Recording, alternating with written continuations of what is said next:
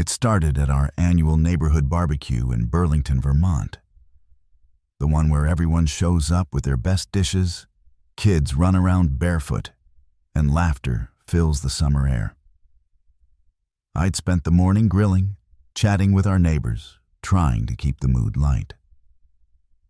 Grace, my wife, had been distant lately, but in public, she always wore that flawless smile, the one that made people think we were the perfect couple. When the drinks started flowing, her filter disappeared, as it often did. She stood near the fire pit, surrounded by a few of our neighbors, including Mr. and Mrs. Larson, who lived across the street, and our newly moved-in neighbor Caleb, a single guy in his late 20s, charming, confident, the type people noticed. I was serving burgers when I heard her voice ring out over the laughter. "Honestly," Grace said, laughing, "if there's a trade-in program for husbands, I might just cash in Luke for a newer model." The crowd chuckled awkwardly, glancing at me for my reaction. She smirked and added, "Someone who actually knows how to dress? Or maybe," she gestured toward Caleb, "someone like him. Now he looks like husband material." The laughter that followed was sharper this time, less amused, more nervous. I felt my stomach twist. It wasn't the first time she'd made me the punchline, but doing it here, in front of everyone, hit differently. Still, I forced a polite smile, trying not to make a scene. I'd learned long ago that calling her out only fueled her ego. Caleb, however, didn't laugh.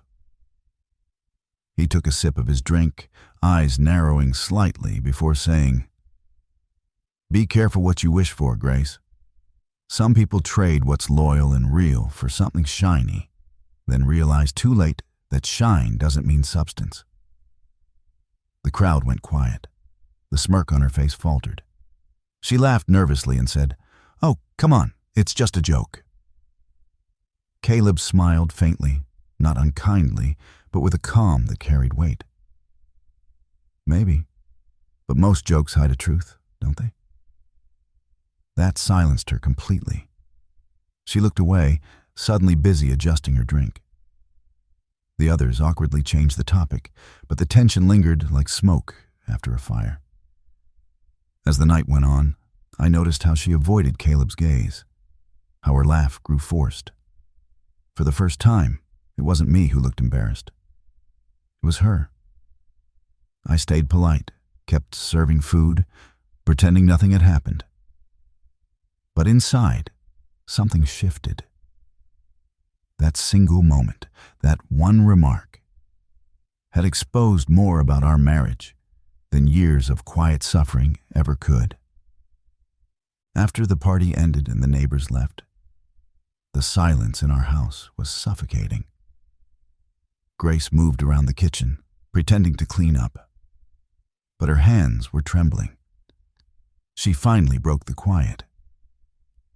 "You didn't have to stand there looking all pathetic while he humiliated me," she snapped, slamming a plate into the sink. I looked up from the chair where I sat, exhausted.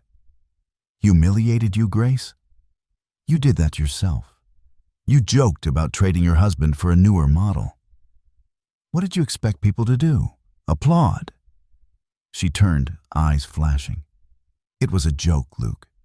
Everyone jokes like that. You always take things too seriously."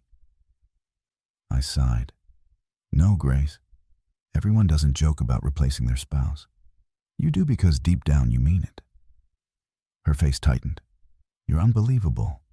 Caleb overreacted, and now you're siding with him." "I'm not siding with anyone," I said quietly. "I'm just tired. Tired of being the man you mock to make yourself feel superior." She stared at me for a long moment, then scoffed. "Maybe if you acted like a man worth bragging about, I wouldn't have to joke." That hit hard, but it didn't break me this time. I stood slowly, meeting her gaze. "You think your comments make you sound clever, Grace. but they just show how empty you've become. You treat kindness like weakness and loyalty like a burden. Her expression faltered for a second before she turned away. Whatever, I'm going to bed. She stomped down the hallway, leaving me alone with the echo of her words. The next morning, things were tense but quiet. I went about my day, mowing the lawn, fixing the fence, trying to clear my head. Around noon, Caleb walked over from his yard. "Hey, Luke," he said, "mind if I give you a hand?" We worked side by side for a while before he spoke again. "Listen, I hope I didn't make things worse last night. I just couldn't stand hearing her talk like that." I shook my head. "You didn't make it worse. You said what everyone else was too polite to." He nodded thoughtfully. "You deserve respect, man. Not public mockery disguised as humor."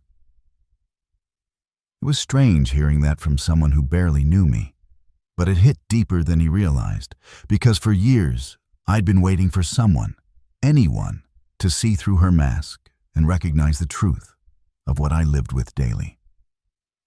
That evening, when Grace came out to the porch, her tone was oddly quiet. "Everyone's talking about last night," she muttered. "Even Mrs. Larson."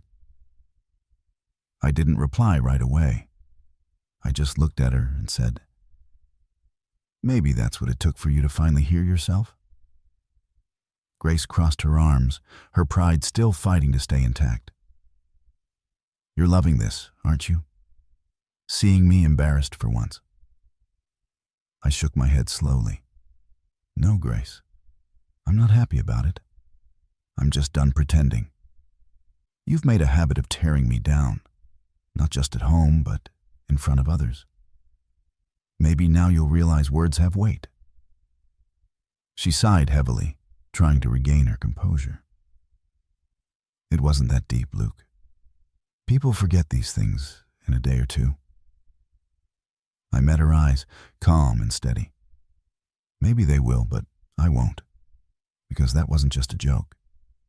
That was a reflection of everything wrong between us. How you stopped seeing me as a partner and started seeing me as a prop." For the first time in a long while, she didn't have a quick comeback.